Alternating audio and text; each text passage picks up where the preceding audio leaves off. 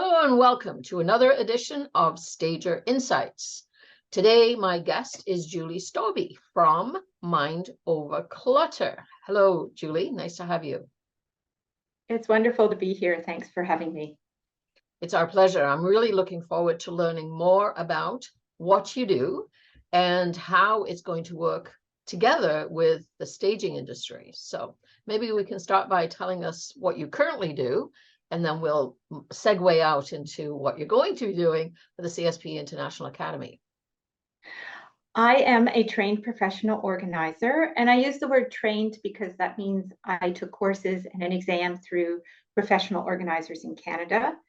I do mostly residential organizing with a little bit of office organizing, and I go into people's homes or offices, and I help them to remove the distracting clutter, figure out systems that will work for them, for their personality and their lifestyle.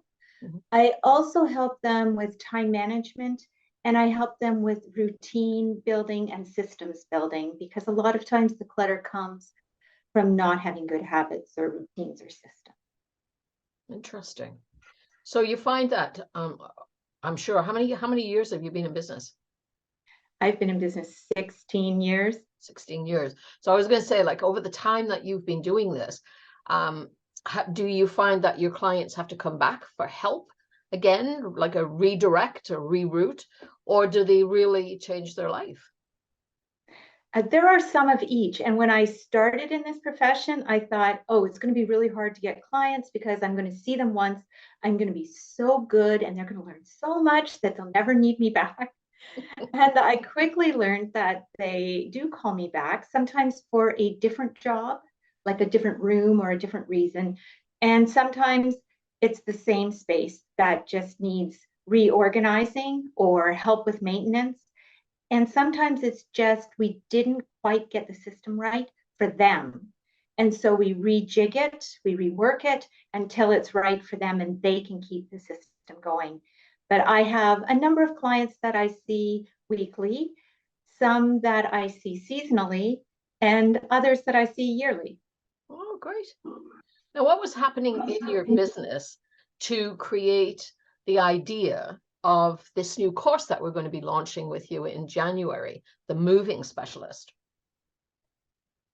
It came about accidentally. I would be working with a client for a number of years, and they learned to trust me. They knew their things were in good hands. And they would say to me, I'm going to move. Will you pack me up? Oh. And I said, sure, I'll pack you up. No problem. And that's how it all started, with clients I already had that wanted me to add this additional service for them. And then it just kept growing and growing as different parts of moving, different clients would ask me to do different parts. And so all of a sudden, when you put those all together, you get this great course that covers a whole lot of different aspects of helping somebody move. So how can stagers and professional organizers sort of collaborate when there's a client who's moving? I think from my point of view, the stagers would really enjoy working with a professional organizer, because we would get the house decluttered and organized functionally, so that when the stager comes in, they don't have to say, oh, you have to take this down, or you have to depersonalize that, or you have to put this away. All of that kind of stuff would be done with the professional organizer. And then the stager can come in and do the part that they do best, getting the house ready for sale. Well, it's interesting because at the CSP program, we teach the process of getting a house ready for sale as a 3-step process. So first, the staging professional would come in and deal with the condition items.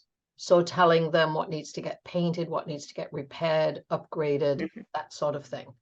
And the middle part we call the work, which to me includes all those things that you've talked about, the depersonalization and deciding, which items are going with them to their new house, which can be donated and so forth. So I saw it as sort of in the middle. And then when they come back on that third visit, it's to place the furniture, hang the art, and do the glamorous, photo shoot ready concept of the furnishings.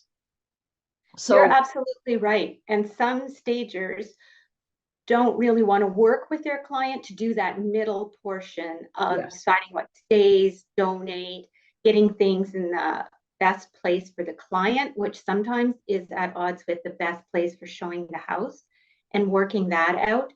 And the client sometimes gets this sort of list of things to do and they become overwhelmed and they think, how do I get all this work done myself? yes. And that's where a stager can say, well, I'll hire a professional organizer to do it. And so we deal with that kind of concept also in the course about what do you want to do when the client doesn't want to do all the work themselves? How can a stager then get that work done or make it part of their business?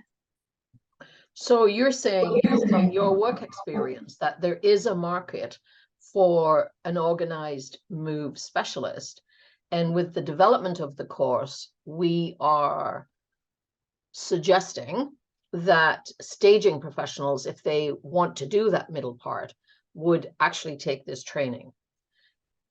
Or are we suggesting that this would be an additional course a professional organizer would take?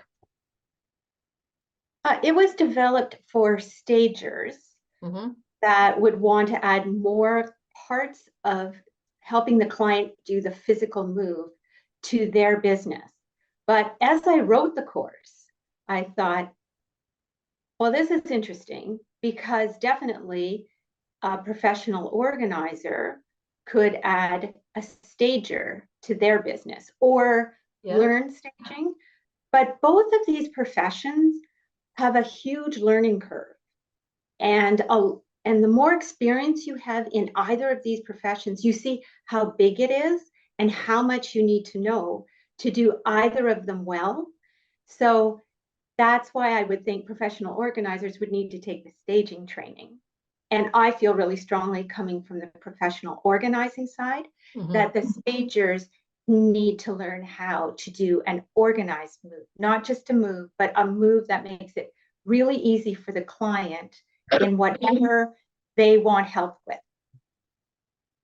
So in the course, like you said, I know you and I have gone back and forth over the many months it's been taking, to perfect this. So you talk about many aspects of the organized move. How would a stager, like at the end of the program, or maybe you can talk about some of the things that you're going to teach, but it is a 7-hour workshop, so we're splitting it up over 3 sessions. How would a stager decide which parts to add to their business, or would it be, sort of an all-inclusive learning that's adopted? It's such multiple questions, I know. It's such an interesting way you posed the question, because that is the way I wrote the course. It's in different modules so that you, the stager, get to decide if this part of moving you want to add to your business. So for instance, there's organizing storage units.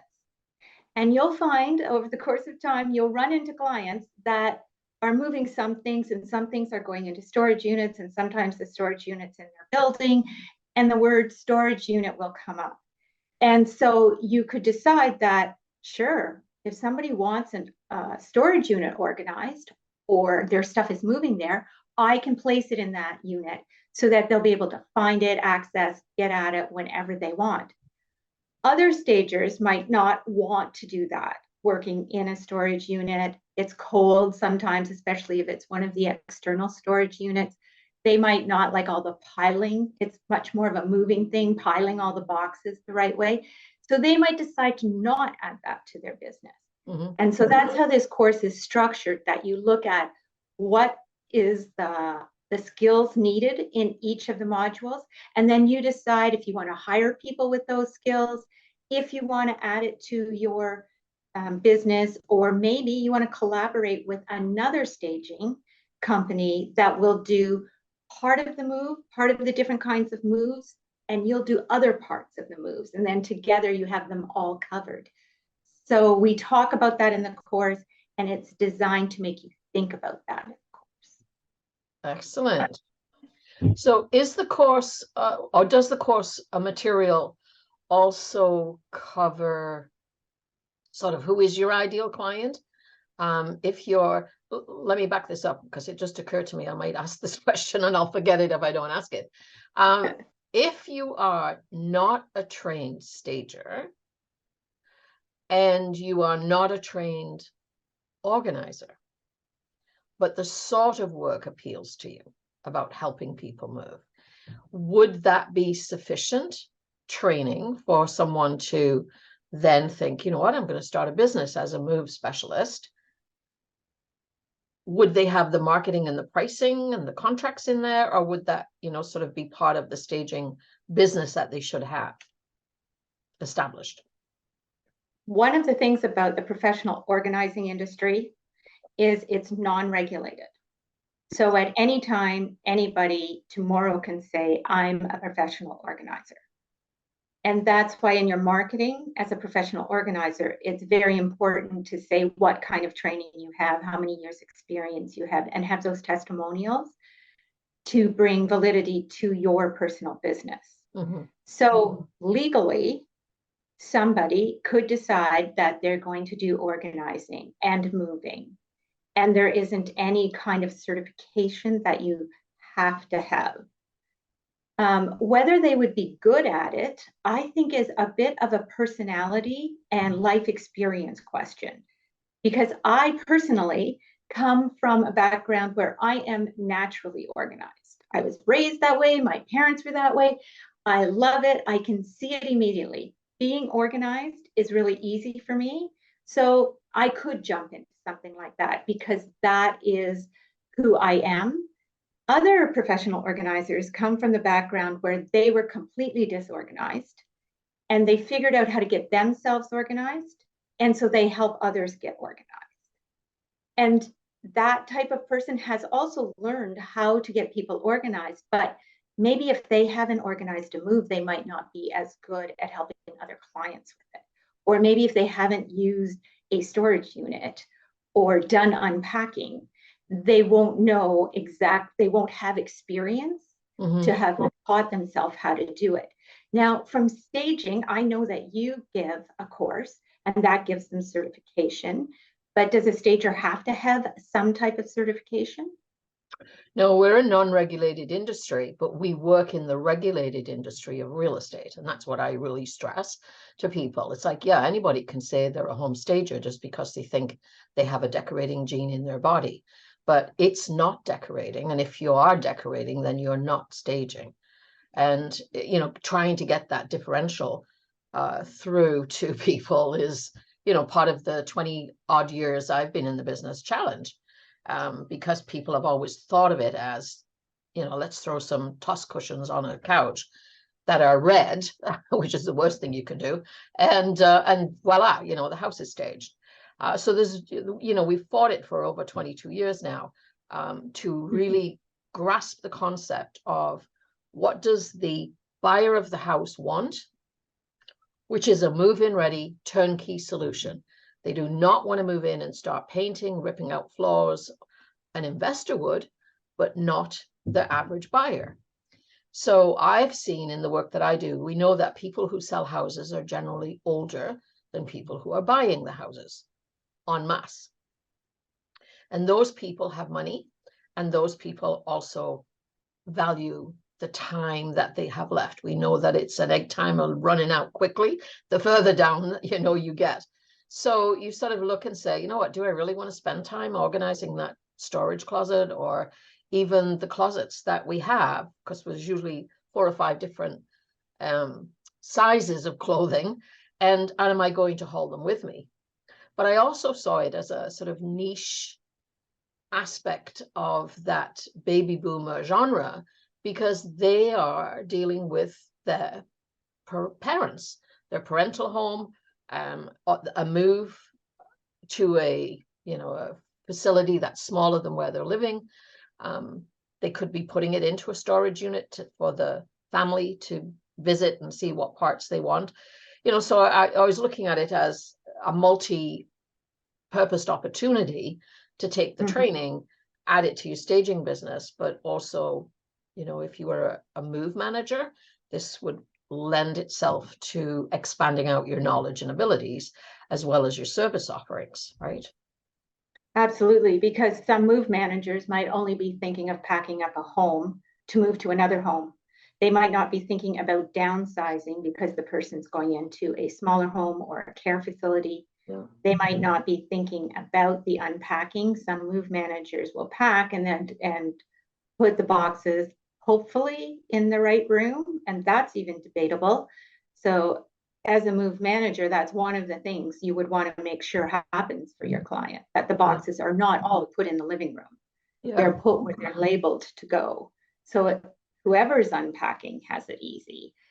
So there are lots of little details about a move that just saying, oh, I'm going to help somebody move, means the move won't be particularly smooth in the end for the client. It will probably be better than if they did it themselves. But as a professional, you want them to say, wow, I never could have done that. Yeah. And just be so happy in the end that it went so smoothly. Okay. So is there any liability to this kind of work? Yes. It's the breakage part. So some people will not do the packing because if it breaks, it goes on the packer's business, not the mover's business. And that's why sometimes people will get movers to do the packing. So people will help up to a certain point, and then the movers pack and the movers move because that's where the insurance lies. If you're doing the packing, then your business has to cover the insurance. If you have any subcontractors in for any reason, so let's say you're going to help them get the place painted, you have to make sure those subcontractors all have their own insurance. Yeah. And then there's always the problem that if you have people working for you and there's toxic chemicals in the house or guns or anything like that, you need to know all of the things that are in the house that could be dangerous and deal with those items. So again, it goes back to, oh, is that me? It really goes back to a professional stager being thorough in that consultation. And there's so many of them in the industry that, you know, just sort of pay lip service to the consult part and not really help get the household. So I think with that exploration and doing a thorough condition evaluation of that property, we should eliminate some of those things. I just wondered if they needed, like as a stager, they have a full package of insurance. And in our insurance companies conversations, they've said if your business is more than 25% organizing, which maybe the move part would fall into, that they need a rider on their insurance for extra coverage. And I find that really interesting in that what liability would fall under the guise of organizing that's worse than staging. You know, what sort of things could happen? Right. I think to me, they would be fairly the same, that your subcontractors or the people on your team could get injured and somebody's insurance has to cover that. Correct. And the person's items need to be reimbursed if they get broken. And professional organizers, we do have an insurance policy, or we do have, say it this way, that we do have a company that has an insurance policy specifically written for professional organizers. Some choose to just go to their insurance company they always deal with and get a business insurance. And other professional organizers do not carry insurance because it's not mandatory for our membership in professional organizers in Canada, or as a non-regulated industry, you don't have to have it because there aren't those kind of best policies. So that would be another thing that stagers would want to make sure that if they are deciding to have a professional organizer do parts of the move process, because the professional organizer will be subcontracted by them to do a certain part, but it will be under their business, that they will want to make sure that the professional organizer is carrying Has insurance. insurance, yes. Yeah, we do stipulate that with our training, that any subcontractor that you're referring in has to have their own insurance to be covered. Is there anything that, you know, from your 16 years of experience, and I know you've done these moves yourself with your clients, is there anything in particular that you would like to share with the audience who are considering taking this program? And, you know, it's unique in its creation and deliverance. I think we've really looked at this and thought, this is a niche market that needs to be addressed. And, you know, you are an expert in the field who's written this course, and we are providing an exam at the end so that we can look and see that we're not just disseminating information and saying, we're anointing you as you can do it. So, you know, if somebody is not clear on what, you know, the course offers, we obviously have a website at stagingtraining.com, and you'll be able to find more about the Move Specialist program. But I'm looking at, you know, from a depth of experience, are the things that you would say, you know, in the wildest dreams, you will never imagine that this would ever happen, but it has, right? Oh, now that's an interesting question. Good or bad? In your wildest dreams. I think when I started and clients would say, will you move me? A lot of things happened in my wildest dreams. One of them is, if you're lucky, they will tell you at least 2 months in advance that they want to move. And if you have 2 months, you can do an organized move pretty easily, except the client keeps thinking, oh, it's 2 months away, or it's 3 months away. I don't need to worry about this. And so they keep canceling your appointments because they think it's so far off in the future. So that was a learning curve to just say, no, these you can't cancel. These appointments have to happen. And if you cancel this, then we have to reschedule sometime this week. And I thought that they would be as interested as getting everything into boxes as I was to get it in. And so we'll get to the last week, before the move. And if you're lucky, you only have the day where you're actually putting in the boxes everything that has been left that they absolutely can't live without for a week. And you pack that up and everything goes really smoothly. But generally speaking, what happens the last week is they'll say something like, oh, we didn't do the shed. Oh, God. And so on the schedule in this course, it reminds you to ask if there's a shed. Right. So you don't get blindsided by that. My last client, I was like, okay, we're all done packing the house like you asked. I just want to remind you that you have a patio. And she was like, I have a patio. Like, it wasn't even in her mind that all the outside things have to be packed. Yes. Yeah. And so that's also part of the course, is to try to cut down on those things that clients will spring on you at the last moment and say, can you also do? And then you're just have to work really hard, or else you say no. And that's totally up to you, up to your business. So is there a sort of timeline guide in terms of packing up, let's say, a 3-bedroom house?